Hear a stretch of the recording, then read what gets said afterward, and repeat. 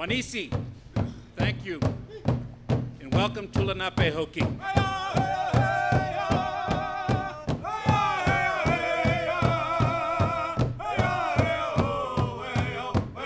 There have been many important gatherings in the history of this great city.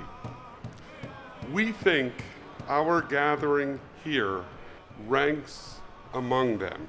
On this day, the Collegiate Church acknowledges publicly the role it played in the cultural marginalization and physical dispersion of the Lenape people. The Lenape were a peace-loving people, seeking to live in harmony with the natural world. In our language, we called ourselves the original people. As a peace-loving and spiritual people, our ancestors were not the owners of the land, but the stewards of that. We could never sell the land any more than the winds, the clouds, and the great waters. Our misunderstanding of European ways led us eventually away from all that the Creator had made for our existence. Some scholars estimate that there were close to 28 million natives living on this continent at the time of the arrival of the Europeans. Today, there's less than 1 million pure-blood Native American Indians. It's obvious something devastating happened.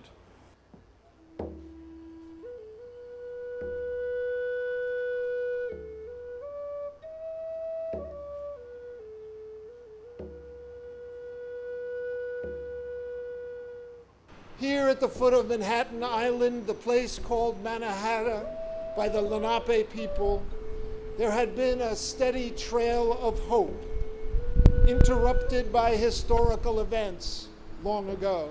We took, borrowed, and bartered from you, our brothers and sisters, viewing you more often as a resource rather than a people with whom to be in relationship. Our actions set in motion a radical altering of an entire way of life. With pain, we, the Collegiate Church, remember our part in these events. We consumed your resources, dehumanized your people, and disregarded your culture, along with your dreams, hopes, and great love for this land. We express sorrow for our part in these actions. Today, the descendants of the original explorers who landed here have come to the descendants of those who've always been here and openly apologized for their responsibility in policies that so decimated our people. They've extended their hands in friendship to chart a new course of race relations, to usher in a new era of healing and reconciliation. This initiative can only have beneficial results for the whole of humanity. For when humans come to understand their commonality, that all are equal under the eyes of our Creator, that neither skin color, race, nor even religion are a reason to lift one man above another, then and only then can true healing go forth. I had to dig deep into my heart and ask, can I really forgive? And now, after searching heart and soul, I found out that I could say, yes, we forgive you of the atrocities that were committed on our Native brothers and sisters. But don't you forget, we are alive and well, and we are walking beside you. We are not just those Indians you read about at the library and read about in your classrooms. We are knowledgeable. We are progressive. We have a heritage to be proud of. Let's be the generation to move mountains of feelings and heal. That's my wish and prayer. We have learned today that this is not a new world. It is an ancient world, and it is a new day.